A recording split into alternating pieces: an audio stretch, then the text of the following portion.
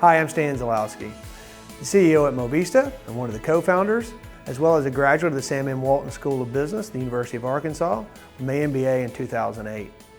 Today I'm going to take a few minutes to talk to you about culture, about creating a culture in general, but also specifically about creating a culture of urgency.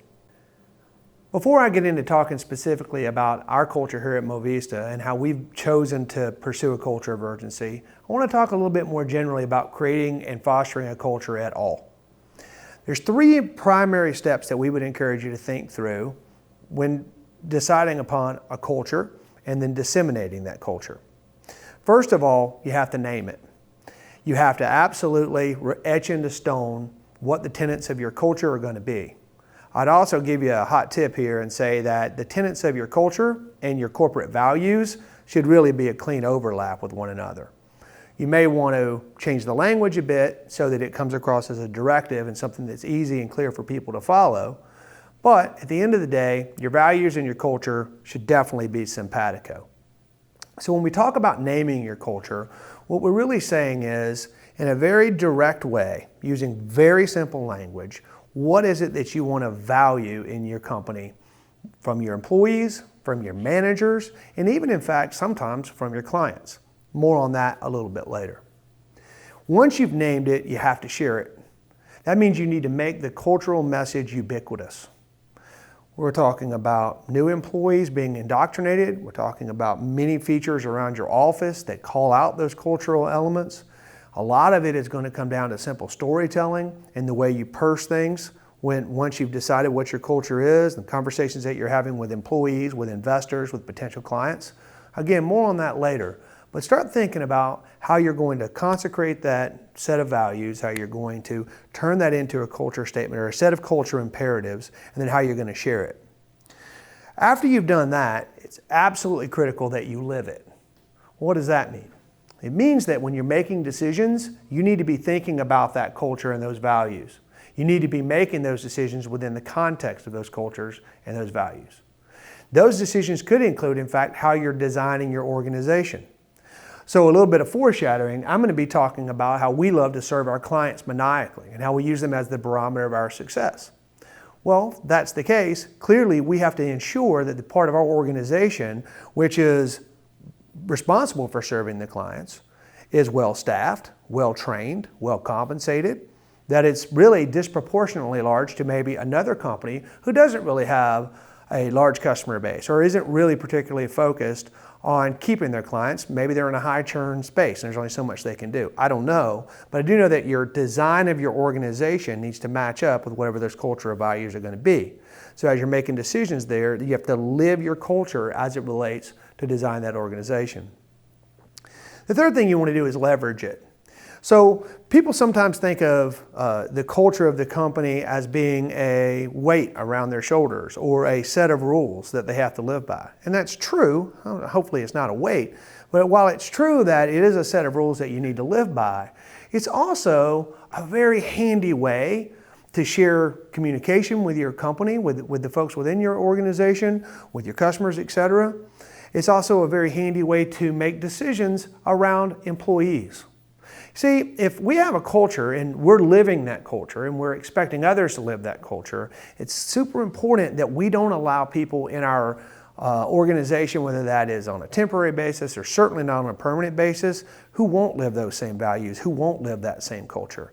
It has a doubly negative effect. First of all, it stops the organization from being able to truly become pure to those cultural values. And secondly, it really is super negative for the other employees who are trying hard, the other leaders who are trying hard to implement that culture, and they see someone who's not, and they're allowed to stay on, they're allowed to fester within the organization.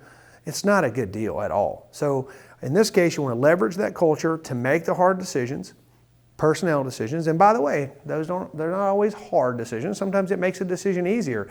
Many times we've gotten down to two candidates for a potential role, and we've been able to apply our cultural values to that thinking and immediately understand, hey, candidate A is just simply the right fit for us long term. And sometimes there's trade-offs. So we'll come back to that a little bit later. Also, when I talk about leveraging your culture, there's selling your culture. One of the things we like to do when we're introduced to a client is actually share with them in the very beginning of our presentation, hey, here's who we are, here's how long we've been operating, here are our core differences relative to our competitors in the space, and oh, by the way, here are our core values. It's funny, the look on the face of the client sometimes when we go into this path, but by the time we're at the end of it, they really appreciate it. They either align with our values or they might not align with our values, although I would say our values are fairly universal. But it's important for everyone to just know right up front, hey, here's who we are. This is what you can expect from us. If we're not living up, and every single time we present this, we say, if we're not living up to this value, or any of these values, you have a right to reach out to us and say, when we first met, you told us this, but I'm seeing that. And we need to autocorrect. We need to change our focus if that's the case. Okay, so what are the 3 things you want to do anytime you're creating a culture? You have to name and communicate that culture. You've got to live that culture day in and day out, and then leverage that culture. And that means put it to work within your business, not just as something you're modeling, but put it to work within your business to really help you make decisions. All right, now, as far as Movista, we really focus on urgency. Now, we'll separate urgency from reckless speed, or really speed in general. When we talk about urgency, what we mean is that we want to clearly define what we're trying to accomplish, and then we want to move in a very deliberate way towards that goal. Doesn't mean that we're going to sacrifice having something be very, very good or having something be excellent. It may sometimes mean that we sacrifice perfection, which is an unattainable goal that can get in the way. But we certainly do want to move things urgently. On a daily basis, this commitment to urgency means very simply we are going to try and get to our goal as expeditiously as we can within the constraints of the goal. If we're talking about software, it needs to be flawless. If we're talking about presentations internally, they need to be outstanding. But most importantly, they need to get done urgently. If we're talking about getting back to a client, we need to do so urgently. It needs to feel on the inside as if there is a time constraint that may or may not exist, but we know that the more we can pack into any given time, the more we can accomplish over a larger set of time.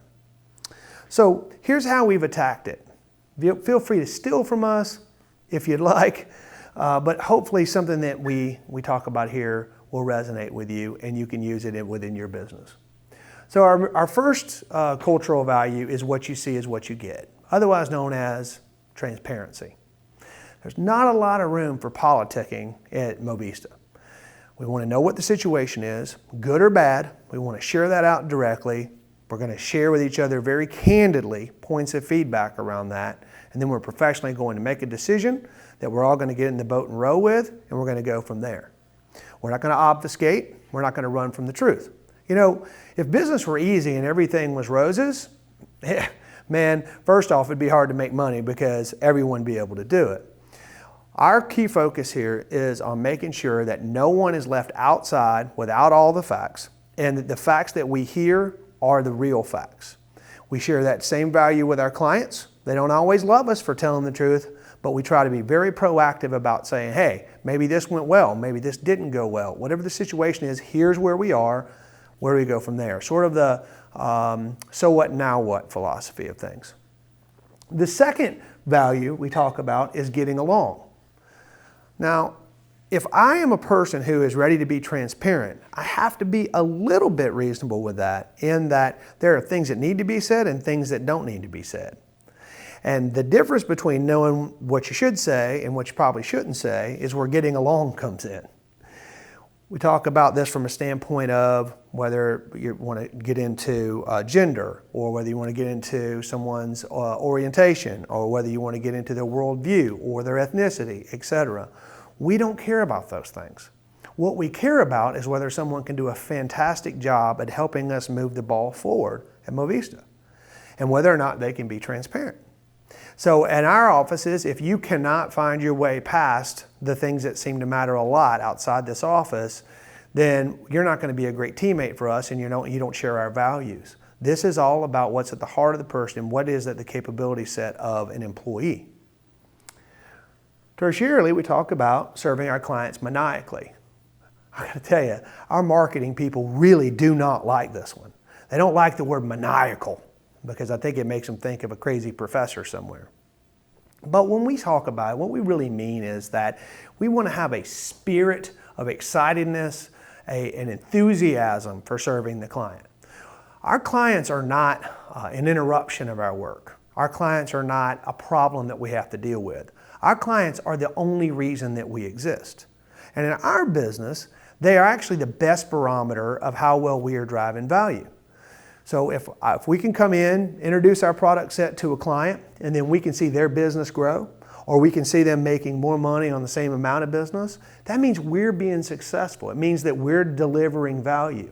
And when that happens, I tell you, it's a pretty magical thing. Clients love you and they want to keep you around. And that's where all this sort of goes, right? So by taking care of the client, we're taking care of ourselves. And that's a really critical part of how we view things. But also, in terms of urgency, maniacally. So we talk about language. When you're creating those values originally and we say, hey, make sure you're using the right language to communicate what the feeling or evoke the feeling that you want, a word like maniacally has a huge impact here. Does it say, put our clients first, or take care of your clients? It says, serve your clients maniacally. That is an implied call to urgency, and one we think is super important. Okay?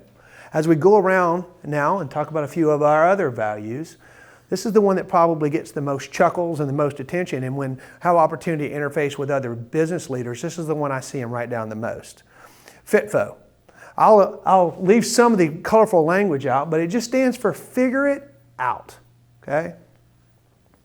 Look, we interview people very often for roles, and they tell us how great they are. They tell us how they can do this and they can do that, and they can do these things quickly, and they're really an army of one.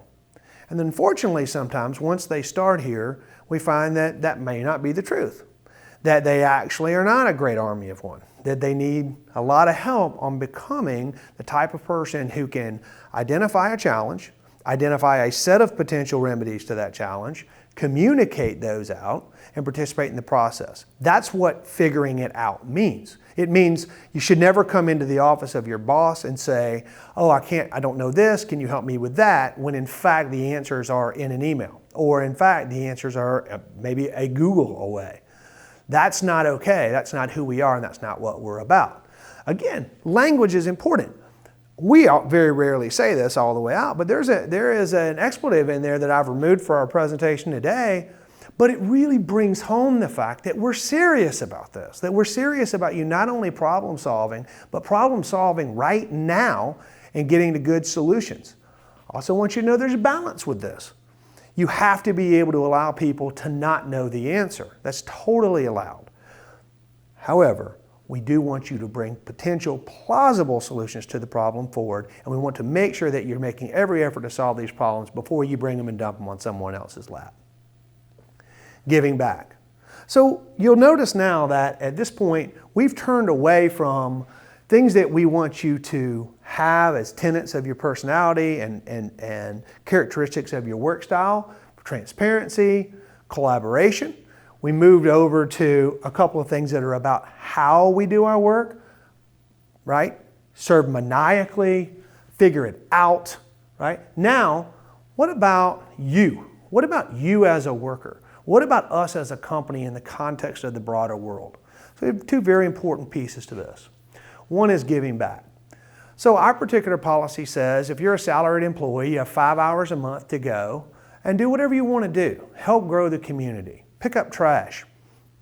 It doesn't matter what you do. Serve on a board, right? We don't monitor that. We'll bring opportunities to the table. But bottom line is, it doesn't say try to give back. It doesn't say hope to help. It says give back. It's a commandment as much as it is anything else. We are asking you very pointedly, go help the community. Because without the context of community around us, what's the point, right? The last one. Again, no question marks in these. Work hard, play hard. We like to have fun. And by the time you get through with a day or a few days of being transparent and working hard to get along with your friends and serving your clients maniacally and figuring it out and maybe giving back some, you need to play a little bit in life. Otherwise, things just aren't that much fun. So the longer description of this one is, we may have lost some deals, but we've never lost a party. Go back and say this again. All we can ask for people is that they put their best foot forward. They do it constantly and they do it urgently. If enough smart, capable people who are right-minded do that together, there's no telling what we can accomplish here. But we also know they're humans. So as you think about your value set, and as we think about ours, we definitely want to have a little piece in there that said, everything else is great, do all these things to get your work done beautifully, and then let's have some fun.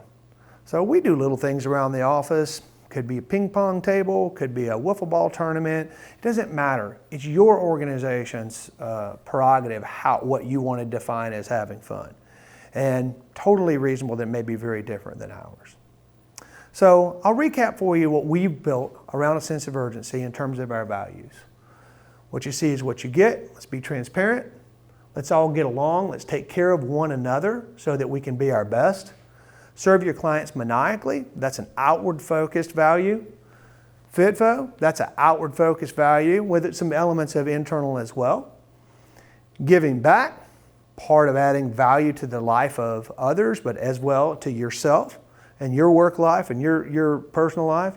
And then work hard, play hard. We're just admitting to our and agreeing with our employees and our leaders that someone can't just go full bore all the time. They have to have an opportunity to decompress and to rest. I'll tell you something funny as an aside. I mentioned that we may have wiffle ball games. We may go out and play games of horse. We may do any number of things. And even within that context, it's incredibly intense because that's who we look for to hire. And that brings us back to our original point, which is this. Name your culture. Etch it in stone. Know what your values are. I'm often asked, do you reevaluate from time to time what your values are? I don't even understand that question. You may reevaluate how you communicate those. You may think through a new messaging around those to keep them fresh, but your values really shouldn't change. You've got to live it. People have got to look at you and see you as the manifestation. If you're a leader in an organization, and notice I didn't say a manager in an organization, a leader within the organization, which could be at any level, make sure people see the values of the company through you. And then lastly, you've got to leverage it.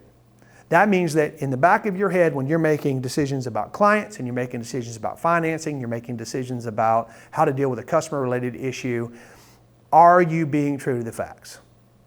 Now this will date this presentation a little bit, but right now I'm doing this presentation from an office that is virtually empty.